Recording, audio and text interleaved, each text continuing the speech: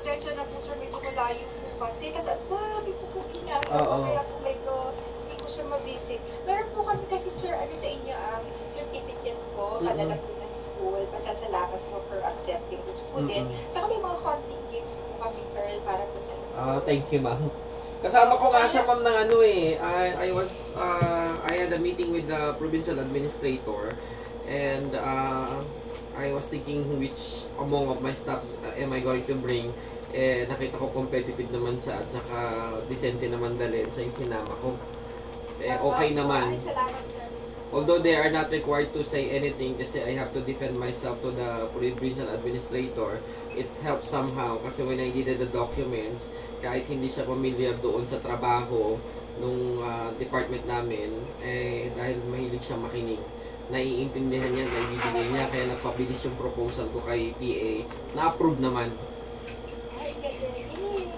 So, salamat po. At saka thank you po kasi alam ko naman po. Oo, at saka mamangkay naman kasi sa kanya, kami kasi pagka Menro ay more on environment project at saka lumalabas kami external department kasi ako kasi ayoko ng empleyadong maarte sa mainit at ayoko ng at saka yung empleyadong hindi kumakain ng hindi on time kasi there are times na hindi kami nakakakain sa oras due to our activities. Pero natutuwa naman ako at malakas ng katawan. Buhay pa naman siya after the end of the day. Sir. Actually, sir, meron silang report na annual physical exam po. Pupunta dito yung bata. Sabi ko, siya na po yung magdala ng mga padala po namin. At saka po yung evaluation niya. Sir, papaabot ko na lang dito sa kung kaya niyong i-duplicate to, padalan niyo pa ako kahit 3 pag ganito. Pwede sa akin. Ano kasi, sir? Ay, tayo. Pero wag kang magagalit, ma'am ha. Pag nag-grade ako dito, yung highest possible lang ibibigay ko ha. Wala po problema, sir. Nakaka-receive po ako ng Oo, kasi ano ako kasi, I know for a fact na wala naman silang sweldo, pero yung competitiveness at eagerness to learn ay napakataas. At saka, and besides, ang isa kasi sa requirements ko ay punctuality. She always comes on time, pero she's willing to work more than dun sa required time. Kaya mahalaga yon kasi kapag ka nasana yung empleyado na ganun, lalo pag sa government kasi very lenient pero kasi ako strict masyado.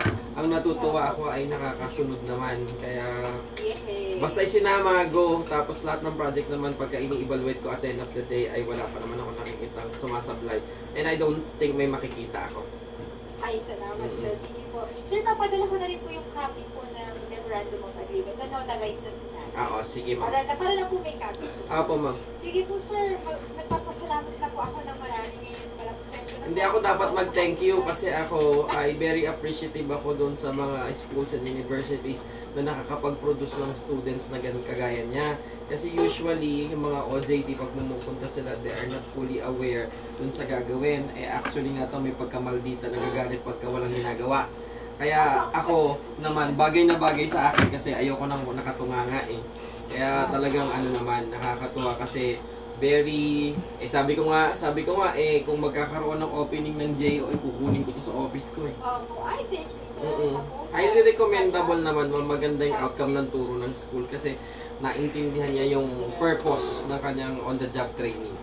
Sige sir, sir, kung sakali ba kung next year at maglalagay pa tayo, mag-accept pa rin. Sige ma'am, sige po, walang problema sa amin kasi sabi ko sa'yo, pag nagtrabaho na to sa totoong company, ang magiging reaksyon ng boss nito ay pareho ng reaksyon ko. Kasi may fit ako mag-train pero siya kasi nasasabayan niya, kaya nakakatuwa. Opo, sige po sir, maraming salamat sir. Hindi ko na po kayo masyadong i-take ng time po. Alam ko yung easy po. Yes ma'am, sige po. Maraming salamat sir. Sana po mag-rating po sir po. Opo, sige ma'am. Salamat po.